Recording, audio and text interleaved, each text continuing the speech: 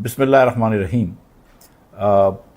آپ میں سے بہت سارے لوگوں نے مجھ سے یہ کہا ہے کہ میں اپنے تاثرات بجٹ کے بارے میں بیان کروں اور اس کو آپ تک لا سکوں۔ اس بجٹ میں جیسا کہ آپ جانتے ہیں کوئی ریفارم نہیں ہوا، وفاقی بجٹ میں کوئی ریفارم نہیں ہوا، اور جو امیدیں تھیں ہماری کہ کچھ ریفارم ہوگا وہ امیدوں پہ پانی پھر گیا۔ اور کیوں ریفارم کرنا ضروری تھا، پہلے تو یہ سمجھتے ہیں۔ اس پاکستان میں ہم جانتے ہیں کہ 40% بچہ اسکول سے باہر ہے، یعنی کہ 2,70,00,000 بچہ جو کہ اسکول میں جانا چاہیے وہ اسکول کے باہر ہے۔ اس پاکستان میں ہم یہ بھی جانتے ہیں کہ 10 میں سے 8 بچے جو ہیں وہ 10 سال کی عمر میں 2 جملے نہیں پڑھ سکتے۔ تو تعلیم ہماری جو ہے وہ ایک دم غیر اطمینان بخش ہے۔ اب جب تعلیم آپ کی ناقص ہو تو ملک ترقی تو نہیں کر سکے گا۔ پھر ہم دیکھتے ہیں کہ صحت کا بھی یہ حال ہے کہ ہماری 40-42% بہنیں جو ہیں زچگی کی عمر کی، وہ ان کو لو آئرن ہوتا ہے یا آئرن ڈیفیشنسی ہوتی ہے، جو ان کے بچے پیدا ہوتے ہیں وہ لو ویٹ ہوتے ہیں، پھر وہ اسٹنٹڈ ہوتے ہیں۔ 40% بچہ ہمارا اسٹنٹڈ ہے، 17% بچہ ہمارا ویسٹڈ ہے، اور یہ آج سے نہیں ہے، سالوں سے ہے، اور ہم اس میں ڈینٹ نہیں لگا سکے۔ تو ہیلتھ کا نظام بھی ہمارا ناقص ہے۔ تو ہم کو یہ چیزیں ٹھیک کرنے کے لیے اپنی حکومت کو فنکشنل بنانا پڑے گا۔ حکومت ہماری ڈس فنکشنل ہو گئی ہے، یعنی کہ حکومت ہماری ناکارہ ہو گئی ہے، کوئی چیز کر نہیں پا رہی، حکمرانی ہماری ناکارہ ہو گئی ہے۔ یہ پرٹیکولر اس حکومت کی نہیں ہے جو یہ پی ڈی ایم کی شہباز صاحب اور زرداری صاحب کی حکومت ہے، میں اس کی بات نہیں کر رہا ہوں۔ ہماری حکمرانی جو ہے وہ ناقص ہو گئی ہے، چاہے وہ صوبوں میں ہو چاہے وہ وفاق میں ہو۔ تو ہم کوئی بھی کام، کوئی بھی خدمت، کوئی بھی سروس اپنے لوگوں تک نہیں پہنچا سکتے، لیکن بہرحال ہم ٹیکس لے لیتے ہیں، لوگوں سے پیسہ لے لیتے ہیں۔ تو حکمرانی جو ہے وہ بالکل ناقص ہے کوئی کام کرنے میں، لیکن بس وہ پیسے کھینچتی رہتی ہے، کیونکہ وہ ایک اشرافیہ چلتی اس طرح ہے ہمارے ملک کی کہ اس پہ پیسے کھینچے جائیں۔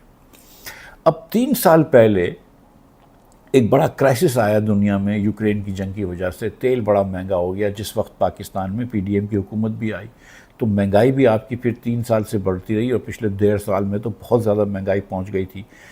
پچھلے سال 24% مہنگائی تھی، کچھ ماہ تو 38% تک مہنگائی گئی ہے۔ ہماری حکومت نے جب مہنگائی آئی تو کہا کہ لوگوں کو سیکریفائز کرنا پڑے گا، لوگوں کو کمر کسنی پڑے گی، لوگوں کو قربانی دینی پڑے گی، اور اس نے لوگوں سے قربانی لی۔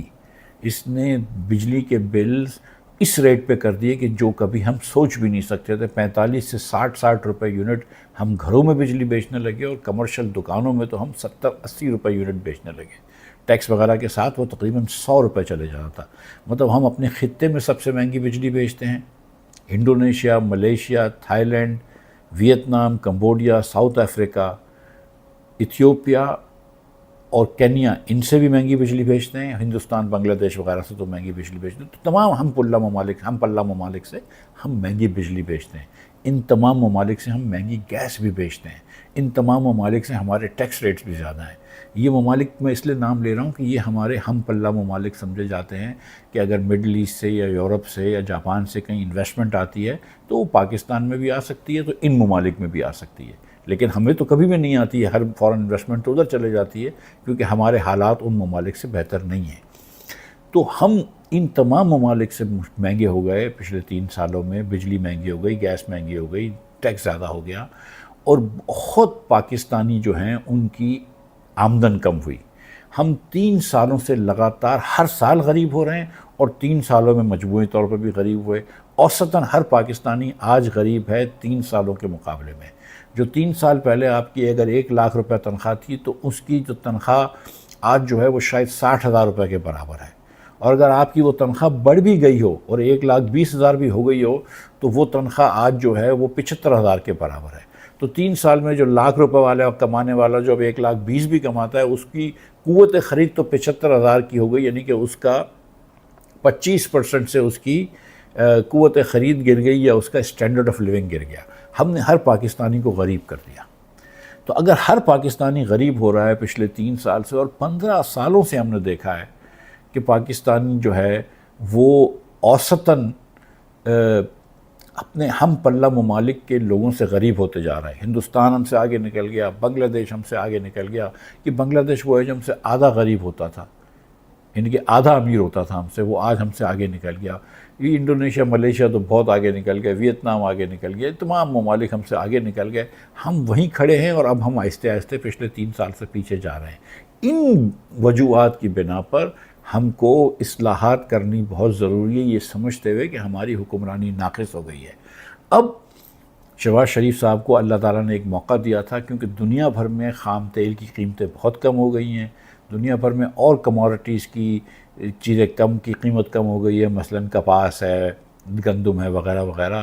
LNG بہت سستا ہو گیا ہے، فرٹیلائزر ریلیٹیولی سستی ہو گئی ہیں. تو یہ وقت تھا کہ جب ہماری معیشت میں ایک تھوڑی سی استحکام آیا ہے، اور استحکام اس لیے نہیں آیا کہ معیشت بہت اچھی چل رہی ہے، اس لیے استحکام آیا کہ اتنی کم چل رہی ہے معیشت کہ نقصان نہیں ہو رہا بہت زیادہ، کرنٹ اکاؤنٹ ڈیفیسٹ وغیرہ نہیں ہو رہا. تو اس وقت آپ کو کچھ ریفارمز کرنے تھے، اسپیشلی گورن کہ ابھی آپ ہندوستان سے جنگ بھی جیتے ہیں، فوج بھی آپ کے ساتھ کھڑی ہے، فوج آپ کو محنت سے آگے لے کر جا رہی ہے. اگر یہ سب کچھ ہو رہا ہے تو اس وقت تو ریفارمز کر لینے چاہیے تھے. سیاست تو ویسے ہی کوئی نہیں ہے، لیکن انہوں نے یہ ریفارم نہیں کیے، انہوں نے کوئی اصلاحات نہیں کی، بلکہ لوگوں کے اوپر بوجھ ہی بڑھائے ہیں. چاہے وہ اگر آپ کے کچھ بینکوں میں پیسے پڑے ہوں اور آپ کو سود مل رہا تھا، اس کے اوپر منافع مل رہا تھا اس کے اوپر، اور 15% ٹیکس تھا تو وہ 20% ٹیکس کر دیا. میوچل فنڈز کے کچھ ٹیکس بڑھا دیے ہیں، اور باقی تو ٹیکس اتنے آسمان سے باتیں کر رہے تھے کہ اور بڑھانے کی گنجائش نہیں تھی. لیکن انہوں نے کہا کہ اب ہم انفورسمنٹ کریں گے. FBR نے کہا کہ ہم لوگوں کو پکڑ سکتے ہیں. وہ FBR جو کہ کروڑوں روپے کے، اربوں روپے کے ناجائز نوٹس دیتا ہے، اب اس FBR میں ایک تجویز یہ ہے، اور اللہ کرے یہ نہ ہو قبول قابل قبول، کہ تجویز یہ ہے کہ ایک اسسٹنٹ کمشنر، ایک لڑکا 26-27 سال کا جو ابھی پاس ہو کے ایگزام آیا ہے، اس کو آپ نے اتھارٹی دے دی کہ کسی آدمی کو، کسی بڑی بڑی کمپنی کے بینکوں کے CEO کو پکڑ کے جیل میں ڈال دو، پگڑیاں اچھالو لوگوں کی. تو یہ اللہ کرے گا تو ایسی چیزیں نہیں ہوں گی. اس کے بعد پھر اب آپ نے دیگر اور ٹیکس لگا دیے. سولر پہ مثال کے طور پر سیل ٹیکس لگا دیا. 3 سال تک تو آپ ڈھول بجا رہے تھے کہ ہم بڑی گرین وہ کر رہے تھے. کچھ عرصے پہلے آپ کو ہوا کہ نہیں، یہ لوگوں کو کچھ سولر سے فائدہ ہو رہا ہے تو چلو اس کی ریٹ کم کر دو.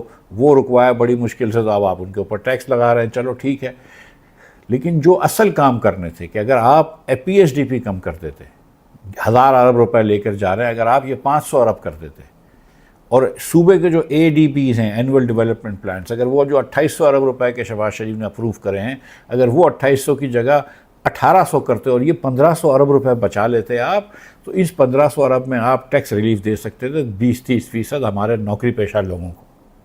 تھوڑی سی ٹیکس ریلیف دے دیتے آپ بزنس انڈیویجولز کو، تھوڑی سی ٹیکس ریلیف دے دیتے آپ کمپنیز کو، اور آپ جو ہے پھر کوشش کرتے کہ آپ کچھ نجکاری کریں، کچھ PIA کو نکالیں. ریلویز کے اوپر آپ نے اس سال 90 ارب روپے دینے ہیں. PIA ہر سال 100 ارب کا نقصان کرتی ہے. دیگر آپ کی جو اسٹیٹ اونڈ انٹرپرائزز ہیں وہ 800 ارب کا نقصان کرتی ہیں، جبکہ وہ 2000 ارب کا نفع کر سکتی ہیں اگر وہ نجکاری کے اندر بیچ دی جائیں اور نجی شعبے میں ہوں. اس 2000 ارب میں سے آپ کو 1000 ارب روپیہ ٹیکس مل جائے گا. لیکن آپ نے تو ایک پیسے کی کوئی ریفارم نہیں کی، کیونکہ آپ کو حکومت کا کنٹرول کرنا ہے، آپ کو حکومت کی کمپنیاں چاہیے کیونکہ ان سے گاڑیاں ملتی ہیں، آپ کو دیگر مراد ملتی ہیں آپ کو. بس یہ مراتی یافتہ طبقے کے لیے ایک بجٹ آ گیا ہے، حکومت کے لیے بجٹ آ گیا ہے. MNs اور MPs کو 800,000 ارب روپیہ ملے گا کہ وہ اپنے حلقوں میں نالیاں بنائیں. 20% سے لے کر 50% تک اس میں خرد برد ہو. اس سال ضرورت نہیں تھی آپ کو نالیاں بنانے کی. اب ہندوستان جو ہے اگر وہ روز طبلِ جنگ بجا رہا ہے اور آپ کے اوپر جھوٹے الزامات کس کے پھر وہ حملے کرنے کے اس میں بیٹھا ہوا ہے، تو آپ کو اپنے دفاع پہ بھی ویسے خرچ کرنے پڑیں گے. تو اس وقت یہ وقت تھا کہ آپ چھوٹے سے حکومت کے کچھ اخراجات بچاتے. Running of the civilian government آپ نے جو 10% سے بڑھائی ہے پچھلے ریوائز ایسٹیمیٹ سے، اس کو نہ بڑھاتے. آپ نے 16% running of the civilian government بڑھائی ہے پچھلے ایسٹیمیٹ سے، وہ نہ بڑھاتے. اگر آپ ادھر اخراجات کچھ کم کرتے، کچھ آپ دیگر اخراجات کم کرتے، 1500-2000 ارب روپیہ بجٹ میں بچا لیتے تو بڑا اچھا ہوتا. اور جو ہم بہت عرصے سے بات کر رہے ہیں عوام پاکستان پارٹی کے پلیٹ فارم سے، شاید عباسی صاحب اور میں بات کر رہے ہیں کہ یا لوکل گورنمنٹس بناؤ، اور اگر لوکل گورنمنٹس نہیں بناتے تو دوسرے صوبے بناؤ، کیونکہ یہ صوبے بغیر لوکل گورنمنٹ کے ان افیکٹو ہیں. نہ بچوں کو تعلیم دے سکتے ہیں، نہ پولیسنگ اچھی کر سکتے ہیں، نہ صحت دے سکتے ہیں، نہ کوئی سیوک سروسز دے سکتے ہیں. وہ کام بھی آپ نے نہیں کیا۔ ہم یہ کہہ رہے ہیں کہ این ایف سی ایوارڈ کو پھر سے دیکھو، این ایف سی ایوارڈ کے اندر آپ کم از کم یہ کریں کہ جو نیا پیسہ آ رہا ہے 80% جو ہے وہ وفاق میں جائے، تاکہ وہ خسارہ ختم ہو۔ جب تک خسارہ ختم نہیں ہوگا غریب لوگوں آگے نہیں بڑھ سکیں گے، پاکستان میں گروتھ نہیں آئے گی، اور گروتھ نہیں آئے گی تو ان امپلائمنٹ نہیں کم ہوگی۔ آج جو پاکستان میں غربت ہے 44.7%، یعنی کہ تقریباً 45% پاکستانی خط غربت کے نیچے ہے۔ آج جو پاکستان میں ان امپلائمنٹ ہے 20% سے زیادہ، یہ کبھی بھی نہیں تھی۔